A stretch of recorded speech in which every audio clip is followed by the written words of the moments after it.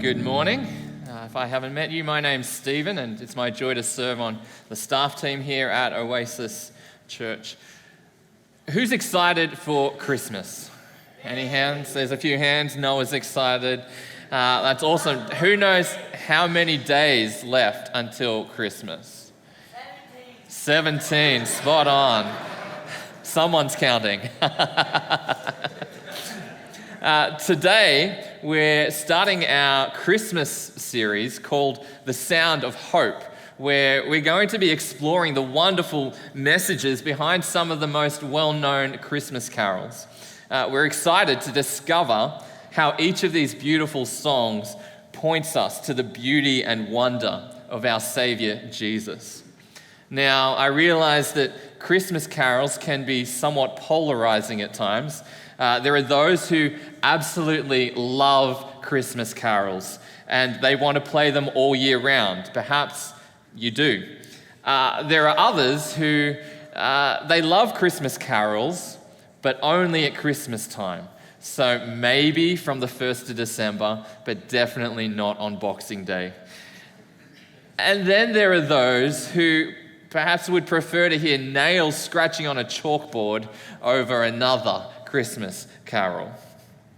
Now, whether you love or loathe Christmas carols, I think we'd all agree that come Christmas time, they play a big part in the Christmas season, here at church, but also out in the community as well. And so this Christmas, we're going to take some time and slow down to consider what some of our carols actually teach us about the hope that we have in Jesus. And so this morning, we're kicking off this series by looking at the carol, O Come, Emmanuel. Now, while this might be a new sermon series, we're actually just continuing the story that Adam landed last week. If you've been away, or if perhaps today is your first time with us in person or also online, we've just finished a 9-week series working our way through the book of 2 Kings. At the end of that series, we were pointed forward to the hope that God's people had, despite the fact that they were in exile in Babylon. Now, one of the things they lived in hope for was the coming of one called Emmanuel. Earlier, Caroline helpfully explained for us what that word Emmanuel means. It's a key name that we find in the title of today's carol, O Come, Emmanuel. Do you remember what Caroline said Emmanuel means? Kids? Emmanuel means God with us. And it's the name that we see given to Jesus in Matthew chapter 1. In Matthew 1, 22 to 23, and these verses will be on the screen, we're told all this took place to fulfill what the Lord had said through the prophet. The virgin will conceive and give birth to a son, and they will call him Emmanuel, which means God with us. Now, the prophet referred to here is the prophet Isaiah, who was alive around the same time as King Ahaz, king of Judah, who we actually read about in 2 Kings chapter 16. But Isaiah also has his own book in the Old Testament, his own book of prophecy. And in chapter 7 of Isaiah, we find that Judah, the southern kingdom, is under attack by the nation of Aram and the northern kingdom Israel, who have combined forces against Judah. Now, King Ahaz and the people of Judah are afraid for their lives. Now, God speaks to Ahaz and invites him to ask for a sign from God to show that he would deliver them. But Ahaz refuses. He stubbornly says, I will not ask. I will not put the Lord to the test. Dude, God has told you specifically to ask him for a sign. In not wanting to test God, Ahaz actually does test him. He tests God's patience. And in response, this is what Isaiah says. Hear now, you house of David. Is it enough to try the patience of humans? Will you try the patience of my God also? Therefore, the Lord himself will give you a sign.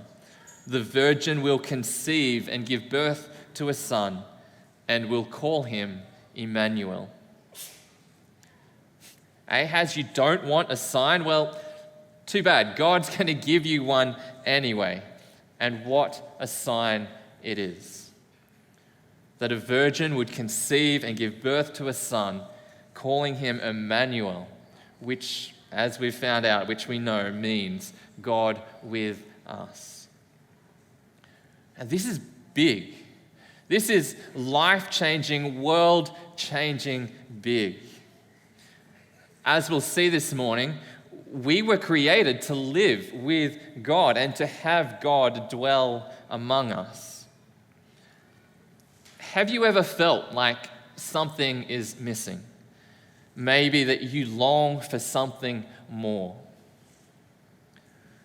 Well, that's exactly how you should feel, because we were made to live with God. We were made to be in God's presence in a very close and intimate way.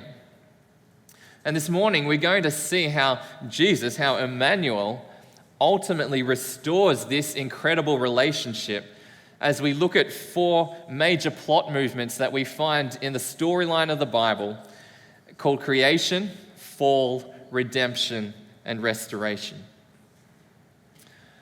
As Julie Andrews' character Maria in The Sound of Music suggested, let's start at the very beginning, a very good place to start. If we rewind all the way back to the opening chapters of Genesis, we find that after God had created the world and everything in it, he saw all that he had made, and it was very good. Everything was in its rightful place. Adam and Eve were God's people, and God's place was with them in the garden. This is the created order. This is how things should be. God with Adam and Eve. Now, we know that God is omnipresent. Kids, perhaps that's a new word for you. Do you know what that word means? Omnipresent. Well, if God is omnipresent, it means that God is everywhere, all at the same time. But when I say that God was with Adam and Eve in the garden, I don't just mean that he was with them in the sense that he is everywhere all at once. But God's presence with Adam and Eve was much more personal. It was much more intimate. In Genesis 3:8, we read, "Then the man and his wife heard the sound of the Lord God as he was walking in the garden in the cool of the day. And they hid from the Lord God among the trees of the garden." You've really got to know someone well to know it's them simply by the sound of their approach. Maybe you can do that with a family member you've lived with for a while, or perhaps colleagues you work with. You know the sound of the click-clack of their shoes as they approach. But if you can do that, it's pretty obvious you've spent a lot of time around that person in their presence. Well, in the Garden of Eden, God was with Adam and Eve in just such a personal way.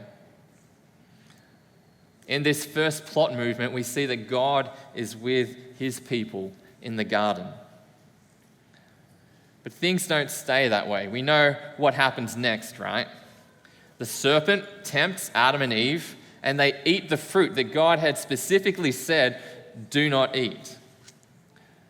And again, this is another life-changing moment.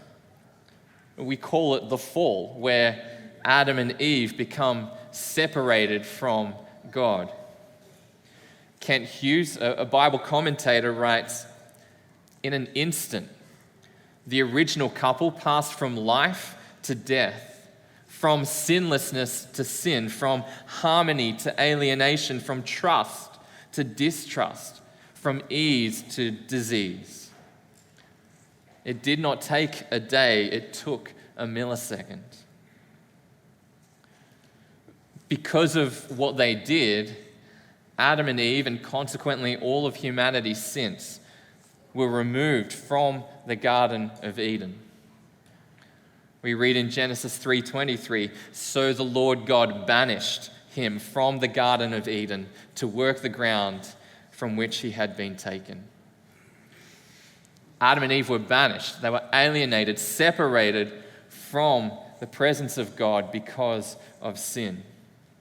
Suddenly, God is no longer with them in the same personal way that he had been in the garden. And that's devastating news. In this second plot movement, the fall, we see that we are now without God, without his personal presence. But this then leads to the third plot movement, redemption. God actually wants to be with his people in a close and personal way. But it's complicated, it's tricky, because his people don't always want to be close to him. And yet, throughout the Old Testament, we catch glimpses of God's plan to redeem his people, to make things right again. We catch glimpses in the Old Testament of God's presence dwelling with his people. And we find promises like those, like the one in Isaiah 7, pointing towards someone who would come to redeem and restore God's people. Early on in the book of Exodus, God meets with his people at a place called Mount Sinai. And the Israelites freak out. It is a scary encounter. This encounter with God, the interaction they have, is accompanied by the roar of thunder with flashes of lightning, trumpet sounds, and lots of smoke. Can you imagine how scary that must have been? The Israelites beg Moses to never again let God speak directly with them. Instead, they ask Moses to be their representative, to represent them before God and to represent God back to them. And so this pretty much sets up the way that God dwells with and interacts with his people for the next 1,400 years. First, they have the tabernacle, which is where God's presence dwelt with the people of Israel until King Solomon builds the temple. But God's presence was restricted to a room within the tabernacle and then the temple called the Holy of Holies, or the Most Holy Place. And only one person, the high priest, could enter into that room, which he had to do once every year to offer a blood sacrifice for his own sins and for the sins of all the people.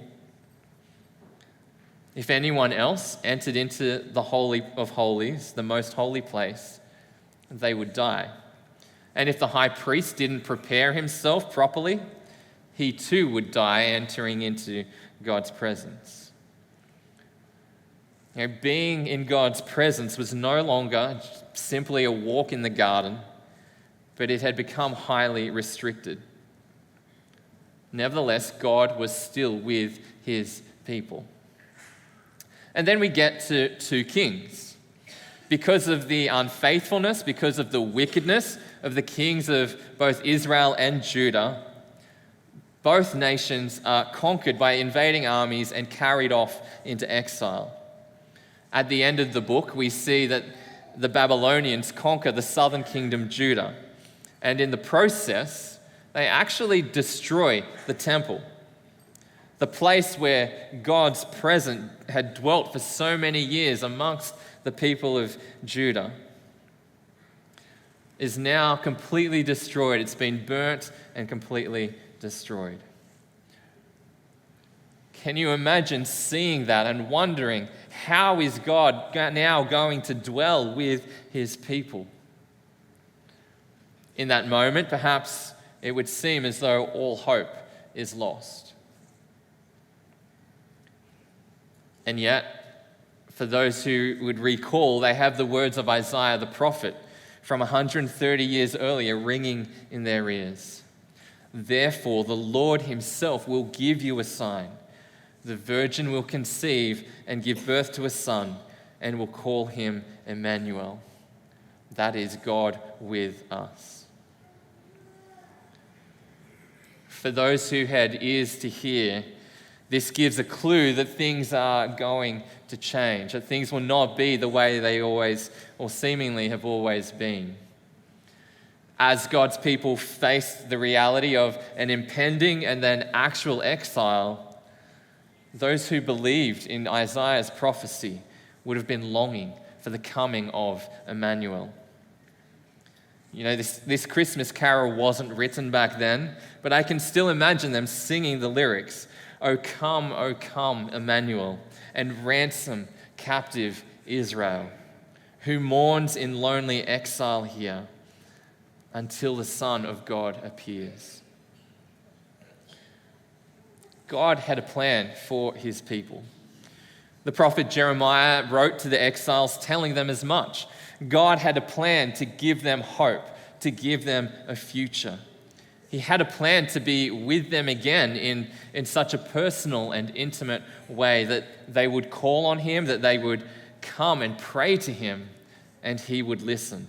He would ransom them from their exile. And this plan ultimately leads us to the New Testament and to the first advent, that is the first arrival of Jesus. This is what we celebrate every Christmas. In Matthew chapter 1, we see that Jesus is Emmanuel, and we see this confirmed throughout the gospel accounts.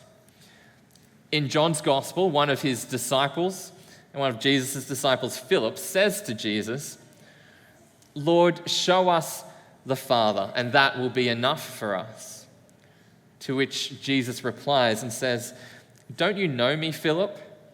Even after I have been among you such a long time? Anyone who has seen me has seen the Father. How can you say, show us the Father? Don't you believe that I am in the Father and that the Father is in me? The words I say to you, I do not speak on my own authority. Rather, it is the Father living in me who is doing this work. Believe me when I say that I am in the Father and the Father is in me, or at least believe on the evidence of the works themselves. Church, Jesus is God with us. Emmanuel has come. And part of him being God with us means that he has also taken the place of the high priest, which I mentioned earlier.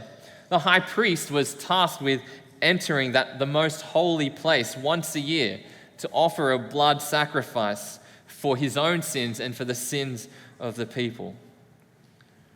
Well, Jesus has now become our high priest. Because of his perfect life, because of his blood that was shed on the cross, Jesus can enter into God's presence without needing to go through a cleansing process. His perfect blood shed for us allows him to enter into the most holy place without needing the blood of goats and calves. Because of his sacrificial death, he becomes the blood sacrifice required to cover the sins of all who trust in him, from those who were before his time looking forward to his arrival to those of us now who look back at his coming.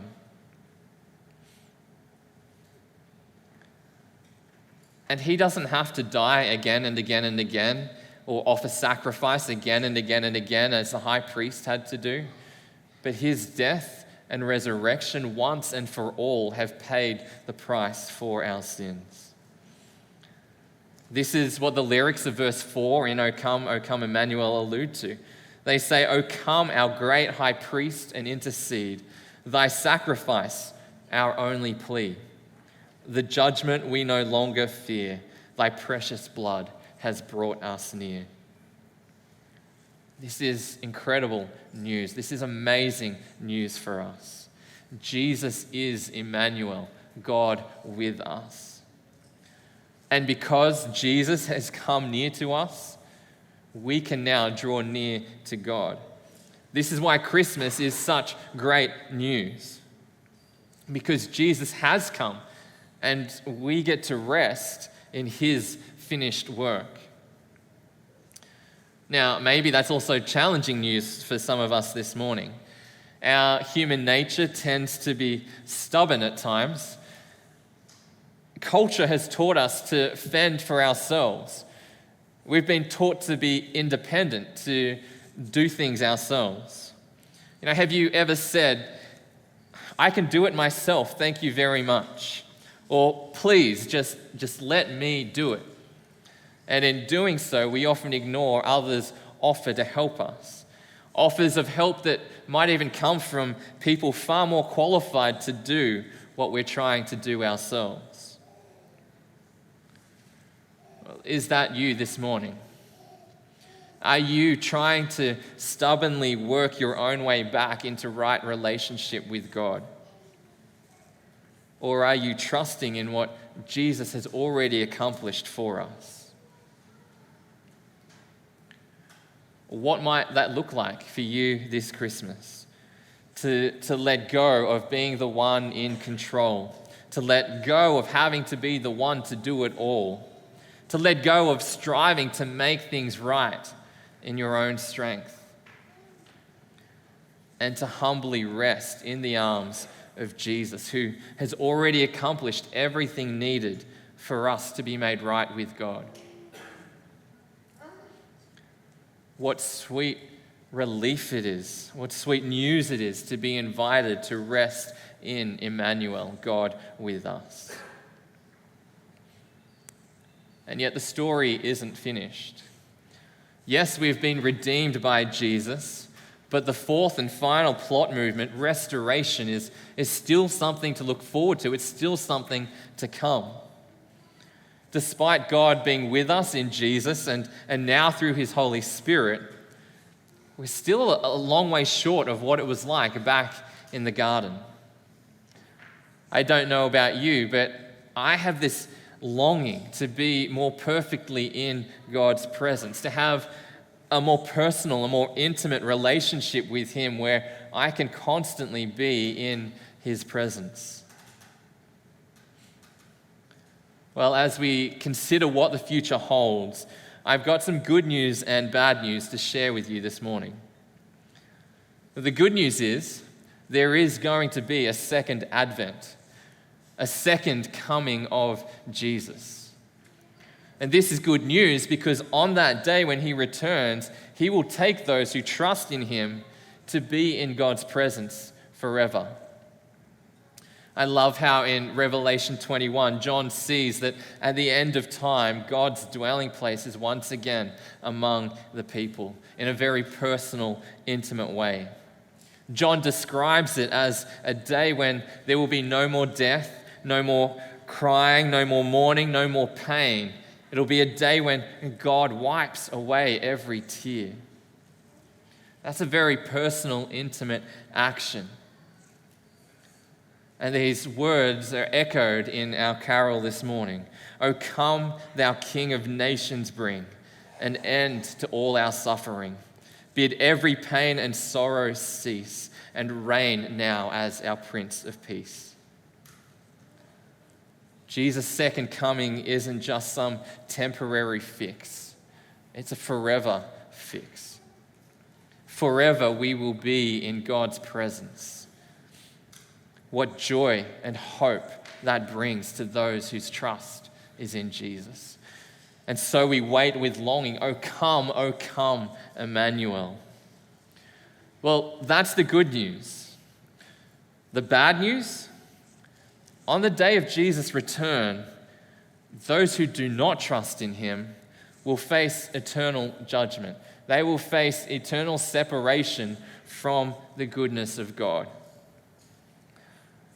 So if that's you this morning, if your trust is not in Jesus, then his return is not a day that you want to look forward to. It's a day to be feared. It's a day that ought to spur you to take action now, to confess and repent of your sins and to start trusting in Jesus. If that's you, can I encourage you to talk with someone after the service this morning? Perhaps you can talk to the person who brought you along, or you can talk to one of the staff from the church. Don't put it off. Towards the beginning of this sermon, I mentioned that the promised coming or advent of Emmanuel, God with us, is life-changing, even world-changing big. That's so because Jesus coming ought to change everything in our lives, but also in our world. If we think about it, without Jesus, our lives are meaningless. Without Jesus, the trajectory of our world is one of hopelessness. However, if Jesus truly is God with us, then that means there is hope for our world. If Jesus truly is Emmanuel, then it means that God has not abandoned us. He has not turned his back on us. But it also means that you and I need to respond to him. Because if Jesus truly is God, if he is who the Bible tells us he is, then what we do with him has eternal consequences. As C.S. Lewis so helpfully points out, Jesus is not merely a good teacher, he is God. And so what we do with him is of the utmost importance. Lewis writes, Christianity, if false, is of no importance, and if true, of infinite importance. The only thing it cannot be is moderately important. What is Christianity to you this morning? Who is Jesus to you this morning? As Christians, we believe that he is coming back to fully restore us into God's presence forever. That is going to be such a glorious day. And so we can join in singing the song together, O come, Emmanuel, because we long for his return. We long for him to bring salvation in full. We long for him to make all things new.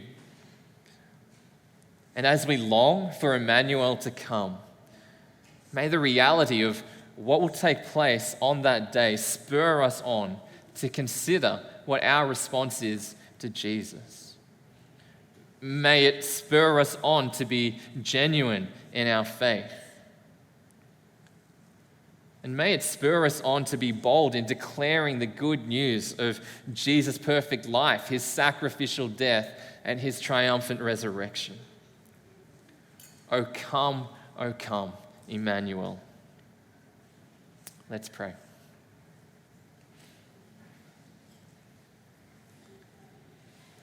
Father, we eagerly await the coming of your Son, Jesus.